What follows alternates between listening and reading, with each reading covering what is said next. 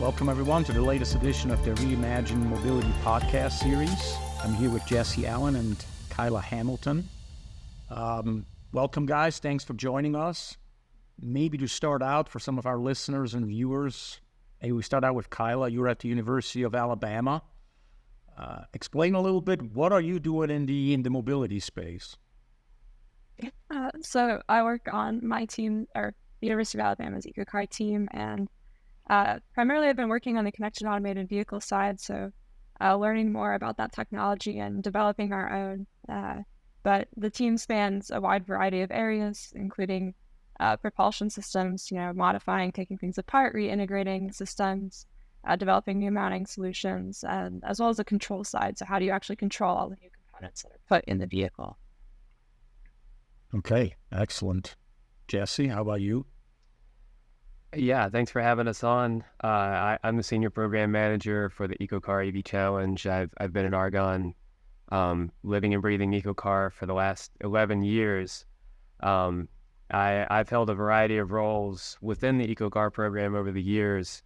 My background, I come from Virginia Tech, where I was a student in EcoCAR at the time. As a student, I was the CAD guy, the integration guy, packaging, mounting, brackets, finite element design. That was my niche. And then I came to Argonne and started working on the other side of the fence, giving back into the program, organizing it, managing it, executing our workshops, our events, running the whole thing. And I shifted from there into a project management role, and now program management, kind of overseeing the whole program. It's kind of rare these days to keep a single course for like a full decade. If you want to count student years, it's the better part of 15 years. And that, I think, kind of just speaks to how great the program is, how much passion there is. And Kayla's an excellent example here of the young, bright minds, as it goes with students, and they come, out they go. And so every year you get new students in, you see them learn, you see them grow, develop skills, figure out how to tackle complex challenges in the mobility space on a variety of disciplines and topics. And, for me, it feels like it kind of keeps me young. I mean, not that I'm all that old, but, seeing them grow and learn while still being connected to the technology and the latest developments in the automotive space and the mobility space has really been a joy for me personally in my career. I can already hear the passion that you have, and this is great. And certainly for the EcoCAR challenge, right, as you said, it's been going on for quite a while.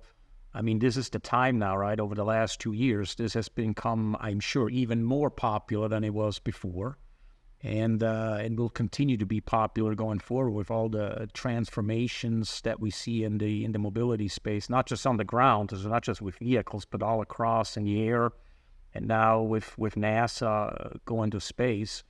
Well, maybe starting out with Jesse. So you came out of Virginia Tech, you moved into this role.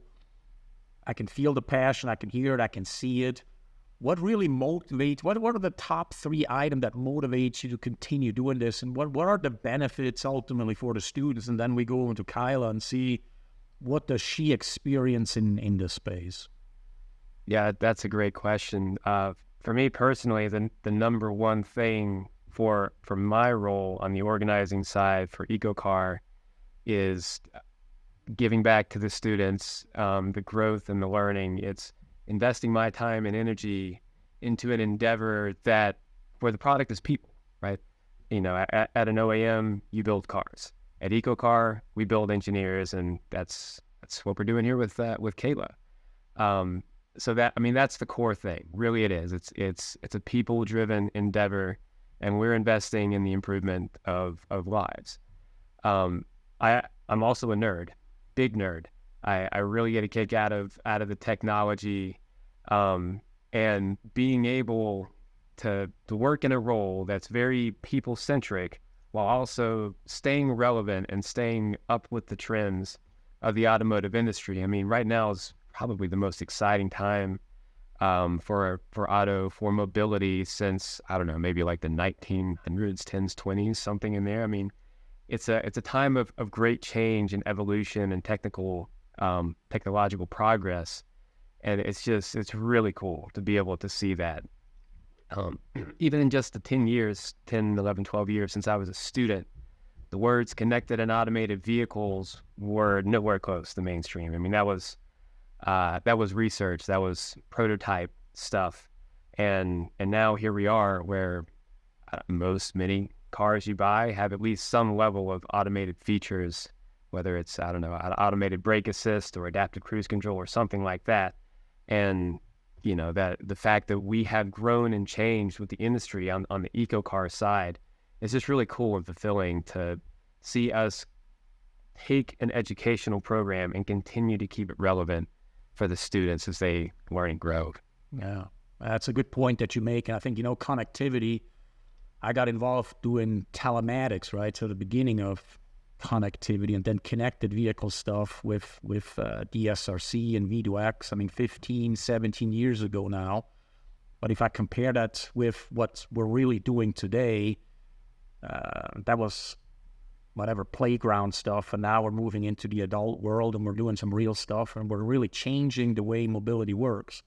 So maybe then from the student side, again, Alabama doesn't matter, but from the student side, what do you see other than, again, you have a passionate leader here in Jesse that's pushing it, that has walked the path from engineering school to now helping you guys really get what to me is the tremendous value of practical experience, not just in school, but practical experience, putting it to work and working with OEMs and other sponsors that bring also another component to this, which makes, again, EcoCAR so unique. What is it that excites you the most to spend even more time than just studying and not going to football games and maybe spend time on this? What do you see, Kayla? Yeah, so I've been involved in my school's EcoCAR team for off and on over the last 6 years through undergrad and grad school, and getting to see a lot of different roles, responsibilities, and just different areas to learn. I got involved first just from wanting to get more hands-on experience. You learn a lot in the classroom, but you don't get the application side of it. So you go from, the theoretical side in the classroom straight to the workforce, and now it's how do you make that jump of application? So joining the team was really unique in getting to actually apply those skills, learn new tools that you don't see in the classroom, but will in industry, especially automotive. And that was the main reason that I got involved. And then I stayed because of the opportunities to network with, automotive sponsors. There are a lot of different companies that sponsor a competition, and it's great getting to network with all of them, learn their tools. I love the team, and as I've progressed, I've gotten to step into different leadership roles. So seeing more of the management side of it, how do you manage teams, while still getting to learn new technical skills, which I think is really important, especially as I continue my education. Yeah. So maybe I'll put my eco hat on for a moment, or EcoCAR hat on for a moment, Jesse, and try to help you out here and looking at our student Kayla here. In your opinion, how much more valuable, how much more prepared for the business world, right, to work for an OEM, for a supplier, a company like EVL, how much more prepared will you be, or are you already, compared with others that are not, that have decided not to maybe join or participate in EcoCAR? Can you give me an idea? Do you feel like you're, twice as prepared, 3 times? I don't know. Give me a little bit of an idea of what you feel, how valuable, let's say, for you specifically, this is. Yeah, they're light years ahead of their peers. EcoCAR students are ready to drop in and hit the ground running. And that's kind of a qualitative, anecdotal way to say it. I think it's probably fair to equate 2 or 3 semesters of EcoCAR to roughly 8 months to a year of on-the-job training, because you're working with real products, an actual vehicle. You're dealing with the CAN networks, their protocols, their methods, the same things that you're doing at an OEM or a tier 1 supplier. You're doing that as a student on campus. From from a quantitative standpoint, we've got really good data on this. Over the last 5 years, every year we have surveyed the entire population of EcoCAR students and asked questions like, are you graduating? Are you looking for a job? Did you get a job? How much did they pay you?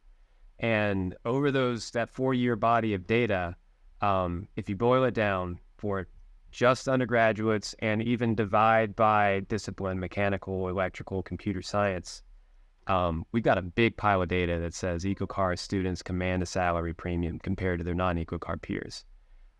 Naturally, it depends by discipline, but somewhere in the range of like $5,000 to $10,000 more than their non-EcoCAR peers. And let's assume that we have a rational labor market here where employers aren't just throwing money for no reason. That kind of speaks to the quality of students and the quality of engineering talent you get out of EcoCAR. Yeah, absolutely. Kayla, maybe your perspective to that? Yeah, I mean, I definitely felt more prepared going into internships and co-ops than some of my peers. Just talking to them on the job, the skill sets that I had already had through working with some of the tools that we get to see through EcoCAR, again, that you don't see in the classroom. I just felt a lot more confident going in and being able to step into that role and do more. Do you feel like when you go into an internship, because for us, when we have interns, it's sometimes hard to gauge how much experience do they not have, right? I mean, paper is one thing. Once you see them, some are like, oh my gosh, you can give that person anything and everything, and he or she's going to do it. And other ones, on paper, you give anything, and then you realize, they're still students. They're still learning what exactly this means in the real world. Have you experienced this? Is EcoCAR almost more challenging and more demanding and more maybe also enjoyable because it's diverse and challenging than when you go into an internship? Have you experienced that? It's definitely a little bit more intense, I think, than doing an internship. I mean, we have tight deadlines to meet. We only have a set amount of time within the semester to bring the whole car together, depending on how big our team is or what our skill sets overall look like. We spend a lot of time, training new members and getting them up to speed. Interesting. Maybe go back, Jesse, you said, again, you work for Argonne National Labs. What is Argonne's goal with this? I mean, Argonne is a research facility, obviously do a lot of great stuff, tremendous facility. Some of my team members just visited you guys a few weeks ago. But what is Argonne's thing with EcoCAR? What's the benefit there? Yeah, so the big picture, Argonne is a multidisciplinary science and engineering research center where talented scientists and engineers work together to answer some of the biggest questions facing humanity. The research portfolio of Argonne spans numerous areas. We have the Advanced Photon Source, which is a particle accelerator. We're always towards the top of the list and, the biggest, baddest, fastest supercomputer. So all kinds of basic science research. And Argonne is part of a network of national laboratories that are all, we exist to serve the mission of the Department of Energy and their research priorities. So Argonne and other national labs, we are very tightly tied to the Department of Energy, and EcoCAR is a Department of Energy program, and the key goal there was and always has been workforce development. That's one of the things that the Department of Energy is focused on and has been for a long time. And that's kind of the genesis of EcoCAR, is seeding the North American auto industry with the best and brightest to provide a catalyst to keep the U.S. and Canadian North American auto industry relevant and competitive. And so that's what Argonne gets out of it. That's what DOE gets out of it. It really comes down to the students, workforce development, getting them out into the industry, and developing prime talent to keep the North American auto industry on top. Yeah.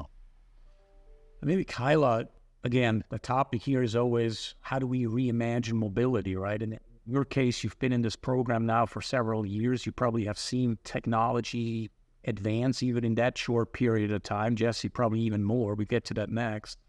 But what are you looking for next as it relates to not necessarily EcoCAR, but with the things you've learned? You're going to get into the workforce. I hope you come into the automotive space because it is an exciting space, or the mobility space at least, right? Anything on the ground, in the air, space, who knows? What are you looking for as it relates to mobility from a technology perspective maybe, or how people are going to use it? Are eVTOLs really going to replace local taxis, those sorts of things? Just give me an idea of how do you think of mobility, how it's going to look like in 5 years? I mean, as you mentioned, just like even in the short, like the few years I've been involved with EcoCAR, I have seen it evolve, especially like I mentioned earlier, I've worked primarily in the connection automated vehicle space. That's kind of my passion.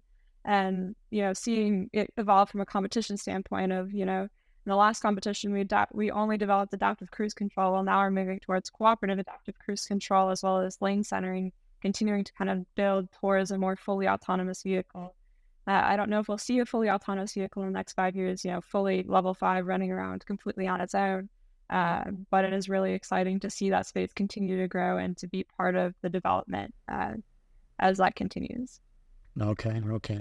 Yeah, I wouldn't be sure either if we see one. I mean, we've been saying it every 5 years. We say in the next 5 years we'll see an autonomous vehicle, and then we seem to repeat ourselves. And there's certainly challenges, but at the same time, as you said, we're maybe not as much as we initially envisioned, right? But we certainly are making continuous progress. And with sensor technologies and everything else getting better, there's certainly enabling pieces that can help. So Jessica, maybe same question for you again. Reimagine Mobility is the title of this podcast series that we're doing. What are you imagining mobility will look like? Again, maybe with an EcoCAR, what you're going to do there, or just general what you have seen this whole program develop, and what the OEMs and the sponsors and suppliers like us are looking for and bringing in. Where do you see mobility heading in 5 years? Yeah, for EcoCAR, our program is really focused on developing students with the skills to go and plug into industry and immediately contribute. So EcoCAR is less focused on pushing the technological boundaries of what is capable with vehicular automation. So we're not asking our students or our teams to develop a level 5 fully capable, can drive itself in any scenario autonomous vehicle. We have scoped the challenge more narrowly to give them something they can work with, and in particular, something that's approachable for undergraduate students. Now, bigger picture, mobility in the auto industry writ large and what automation looks like, this is fascinating. Like I quick aside, but my dentist is an engineer that diverted to dentistry, and every time I go in there, he asks me, "So when are we getting self-driving cars?" So I get asked this question like at least twice a year. I kind of see two frontiers here. One is the technical frontier. Can you produce a vehicle that actually can do it? Just a single vehicle. Can we get the technology to a point where it's ready to truly go and drive itself in all places and all scenarios? That's one frontier, and there certainly are companies in a couple spots. I think San Francisco's one hot spot. Part of it's the technology, part of it's the regulation and the permitting, and those are kind of growing together. The other side of this is more of the mainstream. The features that are out there are more widespread. How do we get people to actually use them and adopt them and understand them? Everybody seems to have their own terminology for what is effectively adaptive cruise control. Everybody's got their own branding, and it's really pretty confusing for someone who's not familiar with those features. My parents, for example, they own a Chevy Equinox, and it's equipped with adaptive cruise control. And I asked them about it. It's like, yeah, I don't know what that button does. I don't use that. So I think those two challenges are the two frontiers we're going to see play out, at least as far as I can see it. Either way, EcoCAR will continue to train students who are going to be equipped to jump in and help the OEMs and the tier ones solve the problem. Yeah. I think you're bringing up a good point. And then I have one more question for Kayla is the consumer or public education piece, right? With adaptive cruise button. That's a big thing. We'll see it with, again, now with hydrogen, right? And fuel cell coming in. People are like, what is this? This is dangerous. It sounds like it's going to blow up. Your point about your parents not turning on that button. Our cars are always full of technology because that's what I want. I want to drive what I design or help design. And my wife just always says, as soon as I get in, I turn everything off because I don't like none of that stuff. So it's interesting, right? But last question, Kayla, you talked about connectivity and how that is really where your passion is, right? Autonomous and connectivity. If you had to pick a place or an industry or a sub-industry of mobility outside of, let's say, passenger vehicles, okay?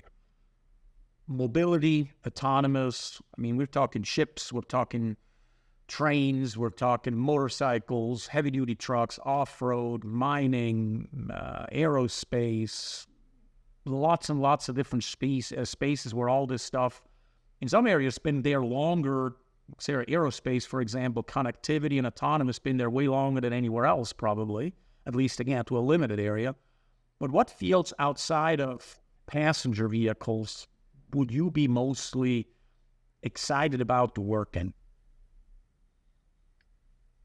I think the concept of trains or like heavy duty vehicles is particularly interesting. The trains, just because, we still transport a lot of goods and people still that way. And it's a more limited space to some degree. Your train is stuck on the track. So how do you deal with diverting trains? How do you deal with weather conditions, things like that? Some of it's still similar, but it still presents a slightly different problem and problem-solving space. Okay. All right. Very good.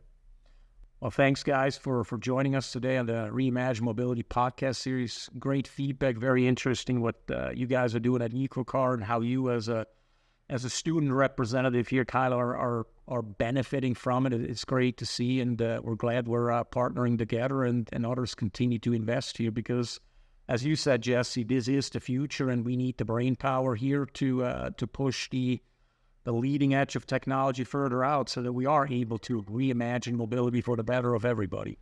Thank you, everyone. Yeah, thanks, Stephan, for having us on, and thank you to AVL for being a sponsor of EcoCAR.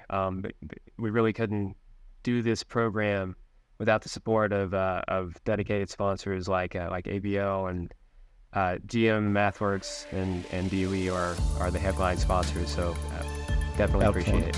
Very good. Thank you. Thank you, guys. Thanks for listening to Reimagine Mobility Podcast. If you like this episode, please subscribe and tell a friend.